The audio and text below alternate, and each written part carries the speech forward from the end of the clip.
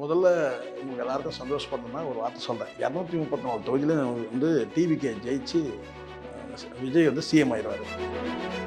SIR கொண்டு வந்து ஒரு பக்கம், இன்னொரு பக்கம் வந்து பார்த்தீங்கன்னா வந்து நியூ ஓட்டர்ஸ் வந்து பார்த்தீங்கன்னா வந்து அஃபிஷியலாக இது வந்து நாங்கள் வெளியிடல, இது யாரோ ஃபேக்காக வெளியிட்டிருக்கிறாங்கன்னு வந்து நீங்களே பார்த்தாலும் தெரிஞ்சுக்கலாம். இது டிவிகே தரப்புலேருந்து போடுறது கூட வாய்ப்பு ரொம்ப கம்மின்னு நான் நினைக்கிறேன். ஆபாச கும்பல், ஆனால் வன்முறை கும்பல் கிடையாது. வன்முறை செய்யறதுக்கெல்லாம் ஒரு வீரம் வேணும்ல, அதெல்லாம் இவங்க அதுக்குள்ள திராணி கிடையாது. எதுவாக இருந்தாலும் திமுக தான் காரணம்னு சொன்னாங்கல்ல. இப்போ எது நடந்தாலும் வந்து பார்த்தீங்கன்னா இதுக்கு காரணம் வந்து பார்த்தீங்கன்னா விஜய் தான் காரணம் சொன்னாங்க. அப்போ தமிழ்நாடு முழுவதும் நீங்கள் அதை கொண்டு போயிருந்தீங்கன்னா, அந்த ட்ரெண்டை கொண்டு போயிருந்தீங்கன்னா இன்னும் சேதாரமாக இருக்கும் ஏடிஎம்கே. அதுவும் அது முன்னாடி இருக்கிற முன்னாள் அமைச்சர்கள் அவன் வந்து பணம் செலவு பண்ணது இதெல்லாம் வச்சு தான் அந்த ஒரு 40 சீட்.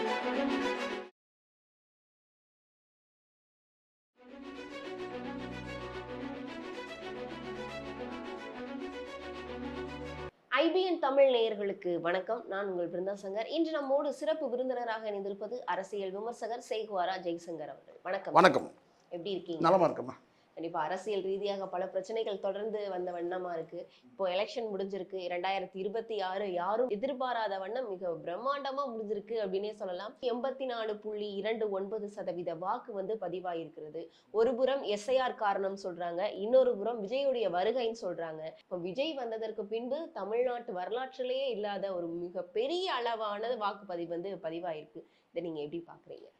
முதல்ல உங்களுக்கு எல்லாருக்கும் சந்தோஷப்படணும்னா ஒரு வார்த்தை சொல்கிறேன். 234 தொகுதியிலும் வந்து டிவிகே ஜெயிச்சு விஜய் வந்து சிஎம் ஆயிடுவார். சந்தோஷமா உங்களுக்கு?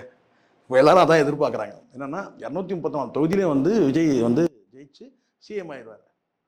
அப்படி ஒரு எண்ணம் ஓட்டம் இங்கே வந்து சாதாரண மக்கள்கிட்ட பேசப்படுதோ இல்லையோ, மீடியாக்கெல்லாம் அதிகமாக பேசப்படுது. சாதாரண மக்கள் வாக்களிச்சுட்டு அவங்கவுங்க வேலையை பார்க்க போயிட்டாங்க. ஆனால் மீடியாக்களில் தான் வந்து உட்காந்து உருட்டிகிட்டு இருக்கான்னு கேட்டால் அவர் வந்து சிஎம் ஆயிடுவார். இங்கே யார் சிஎம் ஆனாலும் வந்து பார்த்தீங்கன்னா வந்து அடிப்படையில் ஏதாவது பேஸ் இருக்கணும். நீங்கள் சொல்கிறீங்கள வந்து வாக்கு பர்சன்டேஜ் ஒன்றுமே கிடையாது. வழக்கமாக ஒரு நியூ ஓட்டர்ஸ் வந்தாங்கன்னா ஒரு 20% வந்து ஓட்டு வந்து இன்க்ரீஸ் ஆகும்.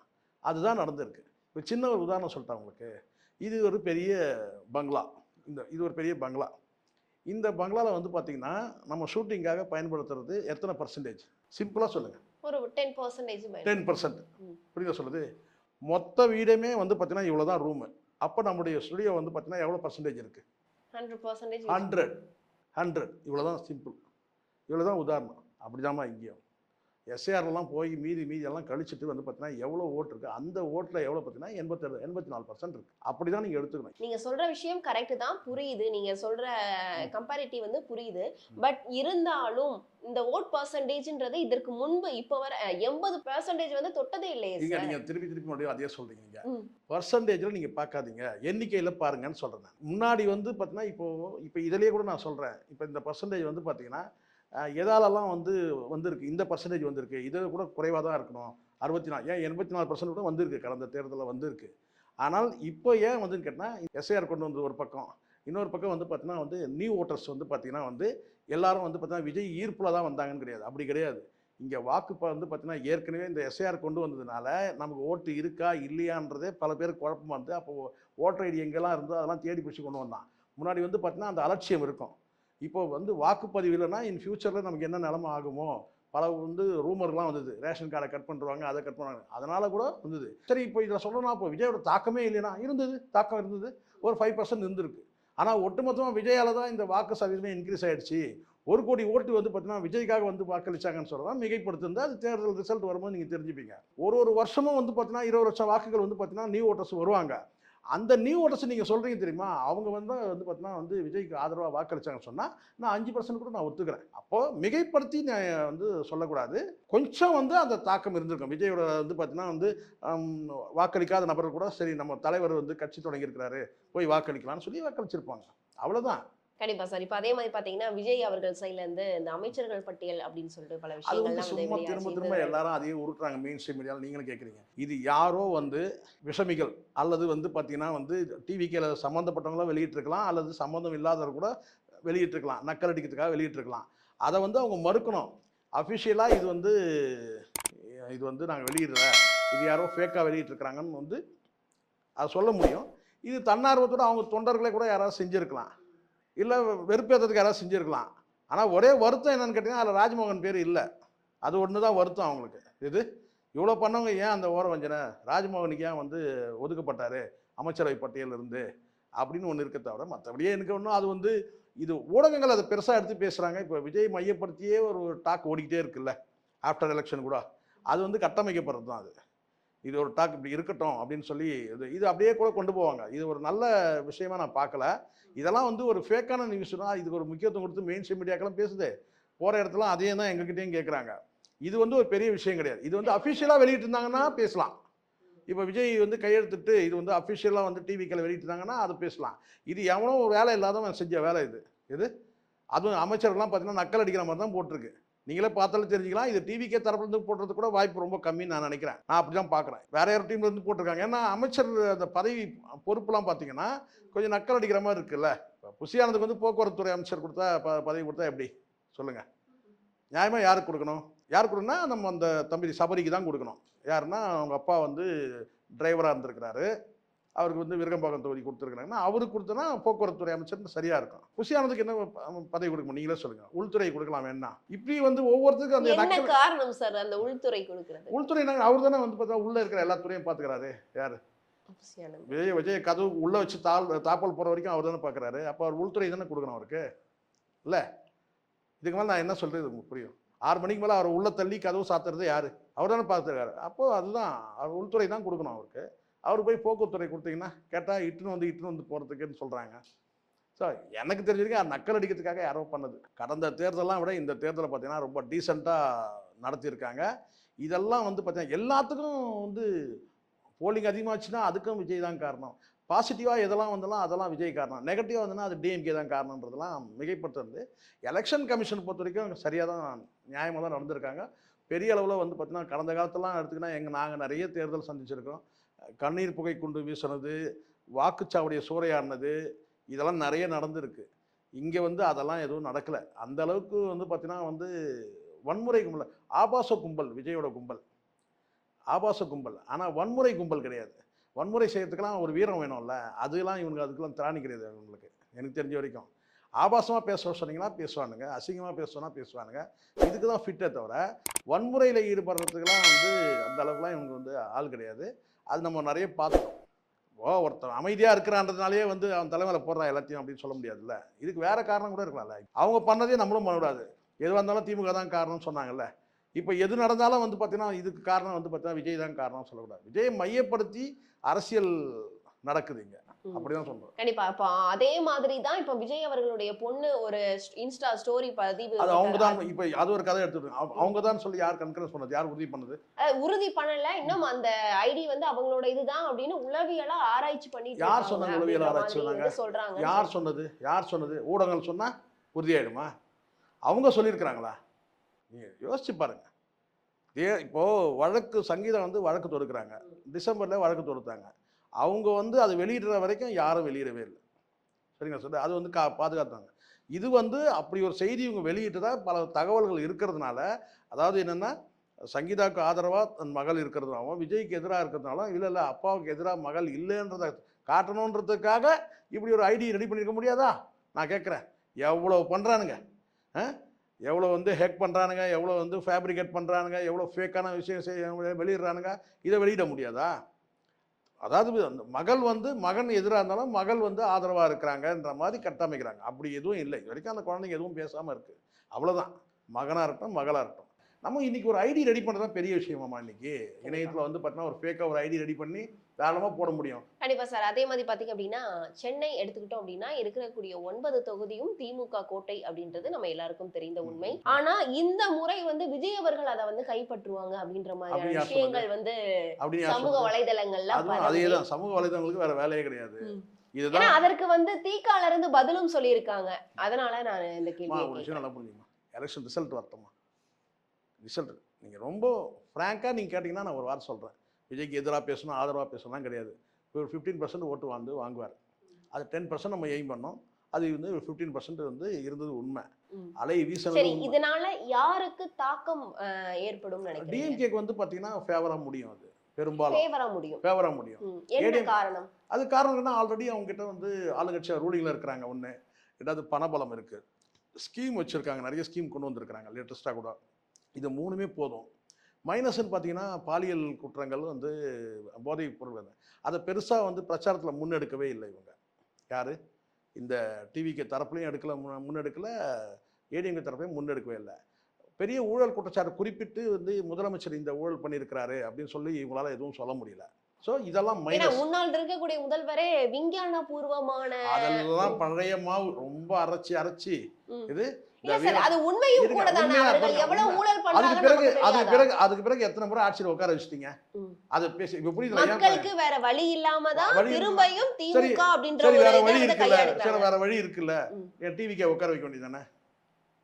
வேற வழி இருக்குல்ல, வேற வழி இல்லாம அண்ணா திமுக, வேற வழி இல்லாம திமுக, இப்பதான் புது வழி இருக்குல்ல, உட்கார வைக்க வேண்டியதானே?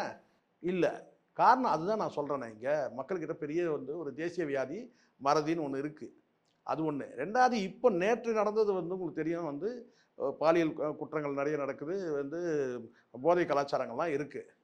ஏன் அதை வந்து பிரதானமாக எடுத்து இந்த கட்சிகள் யாருமே பேசவே இல்லை?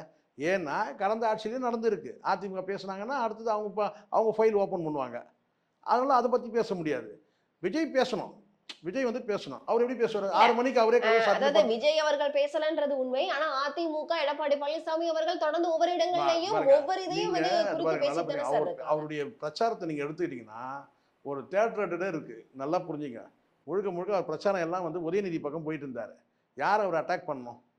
யார் அட்டாக் பண்ணணும்? ஸ்டாலின் அட்டாக் பண்ணணும். ஆனால் அவர் உதயநிதி கிட்ட போய் கோலி விளையாடிட்டு இருந்தார். உண்மைதான்.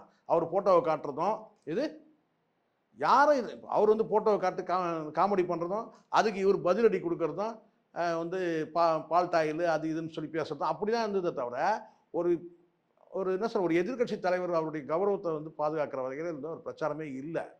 சரி, அதை தாண்டி இந்த இடத்துல வந்து விஜய் வந்து பார்த்தீங்கன்னா அவருடைய பொசிஷனை வந்து கேட்ச் பண்ணுறாரு. என்னன்னு கேட்டிங்கன்னா, எனக்கு டிஎம்கே தான் எதிரி அப்படின்னு சொல்லும்போது இவருடைய பொசிஷனை அவர் வந்து கேட்ச் பண்ணுறாரு. இவர் என்ன நினச்சாருன்னா, ஓ டிஎம்கே தான் அவர் அட்டாக் பண்ணுறாருன்னு நினச்சிட்டாரு. அவர் டிஎம்கே அட்டாக் பண்ணுறாரு, ஆனால் அது யாருடைய பொசிஷன் வந்து அட்டாக் பண்ணுறாரு? எதிர்கட்சின்ற இடத்துல வந்து அட்டாக் பண்ணுறாரு. யாரை வந்து பார்த்தீங்கன்னா ஸ்டாலினை வந்து அட்டாக் பண்ணுறாரு. இவர் அப்போ என்ன செய்யறாருன்னா மிக்சர் சாப்பிட்டு இருந்தார். இதுதான் உண்மை. இவர் என்ன செஞ்சிருக்கணும்? அந்த பொசிஷன் இவர் என்ன நினைக்கிறேன்னா, ஸ்டாலினை வந்து இவர் அட்டாக் பண்ணுறாருங்க, நமக்கு ஒன்றும் பிரச்சனை. இவர் பண்ண வேண்டியதா அவர் பண்ணுறாரு. யார்? விஜய் பண்ணுறாரு. அது குறைவாக பண்ணார். அதான் பிரச்சனையாங்க. குறைவாக பண்ணார்னா எப்படி பண்ணிடுறேன்னு சொல்கிறதுனா வந்து பேசின வார்த்தையெல்லாம் சரிதான். ஸ்டாலின் சாரா விஜயான்னு சொல்லி சொன்னார் இல்லையா, அதை வந்து நான் கேட்டிங்கன்னா அதிகமான இடங்கள்ல சொல்லலை. அதிகமான இடங்களில் பிரச்சாரம் பண்ணணும்னு சொல்ல முடியும். அப்போ அதிகமான இடங்களில் பிரச்சாரம் பண்ணல. நீங்கள் 234 தொகுதியில் 34 தொகுதியில் கால வைக்கல. அப்போ தமிழ்நாடு முழுவதும் நீங்கள் அதை கொண்டு போயிருந்தீங்கன்னா, அந்த ட்ரெண்டை கொண்டு போயிருந்தீங்கன்னா இன்னும் சேதாரமாக இருக்கும் ஏடிஎம்கே. ஏடிஎம்கே வந்து அந்த இடத்துல கேப் விட்டுருச்சு. ஸ்டாலினை எதிர்க்கிற இடத்த விட்டுட்டு ஸ்டாலின் உதயநிதியில் போய் சண்டை போட்டுருந்தார் அவர் ஒரு இடத்துலையும். அப்புறம் கடைசியாக வந்து செங்கோட்டையா அப்படின்னு சொல்லி கர்ஜனை பண்ணுறாரு. செங்கோட்டையன் அவனுக்கு முக்கியம். இங்கே எவ்வளோ பெரிய வந்து பார்த்தீங்கன்னா, இங்கே வந்து கோட்டையை பிடிக்கிறவங்க முக்கியமா செங்கோட்டையை முக்கியமா கேட்டால் அப்போ புரியுதுங்களா? அவருடைய நல்லா புரியும். கட்சி பொசிஷனை வந்து கேட்ச் பண்ணி வச்சுக்கிறாருமா அவர். கட்சியோட பொசிஷன் இருக்கு இல்லையா, அதில் வந்து நான் தான் அப்படின்னா. ஆனால் இங்கே எதிர்கட்சி பொசிஷனு விஜய் எடுக்கிறாருல்ல. அப்போ நீங்கள் வந்து இந்த இடத்துல கோட்டை விட்றீங்க, நீங்கள் அவருக்கு வாய்ப்பு தரீங்க. அப்போ என்ன செஞ்சிடணும்? எனக்கு 2 பேரும் எதிரி. இப்போ விஜய் சொல்கிறாரு என்னன்னு கேட்டால், எனக்கு வந்து யார் வந்து ஆளுங்கட்சி தான் எதிரின்னு சொல்லும் போது இவர் என்ன சொல்ல கேட்டால், எனக்கு புதுசாக வந்திருக்கிற நடிகனும் எதிரி, இவனே. அதை விட கொடுமை என்ன கேட்டால், எம்ஜிஆர் நைட்டாக திருடுறாரு. யார்? விஜய். ராத்திரியாக பிளான் பண்ணி என்ன சொல்கிறாரு, எம்ஜிஆர் வந்து எங்கள் கொள்கை தலைவர்னு சொல்லிட்டு எம்ஜிஆர் ஏன் ஜெயலலிதாவும் சேர்த்து திருடுறாரு. அப்பவும் வந்து உட்காந்து மிச்சர் தான் சாப்பிட்டுருந்தார். யார்? எடப்பாடி. அப்புறம் உங்கள் பொசிஷன் எப்படி கேட்ச் பண்ணுறாங்கன்றது பார்க்கணும். உங்கள் பொசிஷன் எப்படி வந்து உங்களுடைய எதிர்கட்சின்ற அந்த பொசிஷனை வந்து பார்த்தீங்கன்னா விஜய் எப்படி கேட்ச் பண்ணுறாருன்னு பாருங்கள். ஸ்டாலினை அட்டாக் பண்ணுறது மூலமாக கேட்ச் பண்ணுறாரு. அதை கூட தெரியாமல், அதை கூட புரிஞ்சிக்காமல் உட்காந்துக்கிட்டு மிச்சர் சாப்பிட்டு இருந்துட்டு இப்போ வந்து இதுதான் வாய்ப்பு, அவ்வளோதான். இப்போ என்ன, ஒரு 40 சீட்டு கிடைக்கும். அதுவும் முன்னாடி இருக்கிற முன்னாள் அமைச்சர்கள் அவன் வந்து பணம் செலவு பண்ணது இதெல்லாம் வச்சு தான் அந்த ஒரு 40 சீட்டு. மீதியெல்லாம் வந்து பார்த்தீங்கன்னா டிஎம்கே தான் எடுக்கும். இவங்க எடுக்கணும்னு சொன்னால் இவங்க ஒரு இடத்துல வெற்றிக்கும் தோல்விக்கும் காரணமாக இருப்பாங்க. இப்போ நீங்கள் சொல்கிற மாதிரி சென்னையில் வந்து பார்த்தீங்கன்னா வந்து இவங்க எடுக்கக்கூடிய வாக்கு சதவீதத்தை பொறுத்து இவங்க ஆளுங்கட்சியெலாம் ஆக முடியாது, எதிர்கட்சியெலாம் கூட ஆக முடியாது. அப்படி ஆகிற மாதிரி தான் ஏதாவது நீங்களே ஒரு காரணம் சொல்லுங்கள். இத்தனை தொகுதியில் வந்து விஜய் வந்து 40 தொகுதி ஜெயிச்சிருவாரு சொல்லுங்கள், வரிசையாக சொல்லுங்கள், நான் எண்ணிட்டே வரேன். அது கிடையாது. பர்சன்டேஜ் வாங்குவார். அந்த பர்சன்டேஜ் வந்து முடிவு பண்ணுது. யார் எந்த இடத்துல எம்எல்ஏ வரணுன்றதை முடிவு பண்ணுது. அப்பவும் பார்த்தீங்கன்னா அங்கே வந்து யார் வருவாங்கன்னு கேட்டிங்கன்னா டிஎம்கே தான் வரும். இது நான் மட்டுமே சொல்ல, எல்லாருக்கும் தெரிஞ்ச உண்மை இது. அதெல்லாம் அவங்க தெம்பாயிட்டாங்க. என்ன போன தடவை 2 பேர் நேருக்கு நேர் போட்டி இருக்கும்போது பார்த்தீங்கன்னா 40,000 ஓட்டு வித்தியாசம் வரும். அப்போ 5,000 ஓட்டு வித்தியாசத்தை ஜெயிச்சிட்டு போகிறோம், அவ்வளோதானே. இந்த மீதி நீ எடுத்துக்கப்பா போ. அப்போ அந்த ஓட்டு எல்லாமே விஜய் வாங்குறது அத்தனையுமே வீண். இப்போ ஆளுங்கட்சி எதிர்கட்சி 2 இருக்குமா? ஆளுங்கட்சி டிஎம்கே, எதிர்கட்சி ஏடிஎம்கே. நீ சாதிச்சது என்ன? இதுக்கு பருத்தி மூட குடோன்ல இருந்திருக்கலாமே.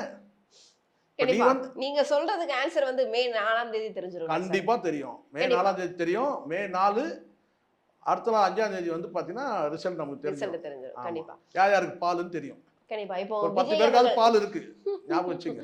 மே 4ஆம் தேதி ஒரு 10 பேருக்கு பால் அப்படின்னு சொல்லி அப்படி சொல்ல நான் ரைமிங்கோட சொன்னேன். மே 4 10 பேருக்கு பால். 10 பேர் பால். அது என்ன காரணம்? இல்ல, ஏன்னா இவங்க வந்து குழந்தைகள் வந்து இந்த அரசியலுக்கு உள்ள கொண்டு வந்து அவங்கள ஈடுபடுத்துறது, நீங்கள் வந்து அப்பா கிட்ட சொல்லி வந்து வாக்களிக்க சொல்லுங்கன்னு சொல்கிறது, அதுக்கப்புறம் இந்த தற்குறிகள்னு சொல்லக்கூடிய அந்த இளம் வயது அந்த அறிவுகட்ட ஒரு கூட்டம் இருக்குது இல்லையா, அது எல்லாம் என்ன சொல்லுதுன்னு கேட்டிங்கன்னா வந்து பார்த்தீங்கன்னா வந்து எங்கள் தலைவர் வந்து எதனா ஆச்சுன்னா, எங்கள் தலைவர் தோத்தாருன்னா நான் இது பண்ணிப்பேன் அது பண்ணிப்பேன்னு சொல்லி சில பேர் பேசுறதுலாம் இருக்குது.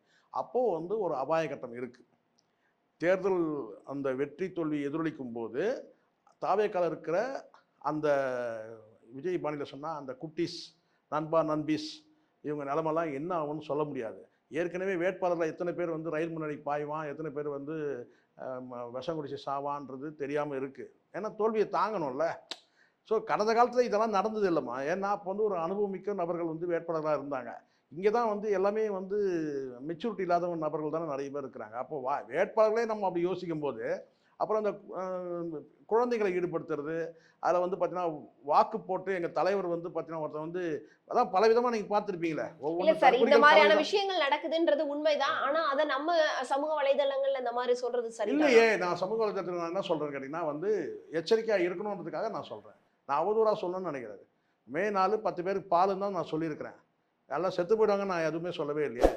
10 பேருக்கு பால் கொடுங்கன்னு சொல்கிறேன், அவ்வளோதான். நான் பாலை ஊற்றுங்கன்னு சொல்ல. பாலை கொடுத்தாது காப்பாற்றுங்க. திடீர்னு ஒருத்தர் வந்து பார்த்தீங்கன்னா பாய்சனே குடிச்சிட்டான்னா அவனுக்கு ஏதாவது ஜீவன் வந்து ஆதாரம் ஒன்றும் இல்லையா. அப்போ அவனுக்கு ஏதாவது வந்து பார்த்தீங்கன்னா வந்து நான் அப்போ பால் ஊற்றுங்கன்னு சொல்லணும் தவிர வந்து 10 பேர் பால்னா அந்த பால் இல்லை, செத்து போயிட்டா ஊற்றுற அந்த பால் இல்லை. 10 பேருக்கு பாலுன்னா அந்த மாதிரி இருக்குது நிலமை. ஏன்னா அந்த அளவுக்கு வந்து ஒரு தற்கொலை கூட்டங்களாக இருக்கிறானுங்க. அதாவது பிள்ளைகள் சின்ன சின்ன குழந்தைகள்லாம் வந்து தேர்தல் பிரச்சாரத்துக்கு ஈடுபடுத்தி இருக்கிறாங்கன்னும் போது எச்சரிக்கையாக கவனமாக இருக்கணும்னு சொல்கிறேன், அவ்வளோதான்.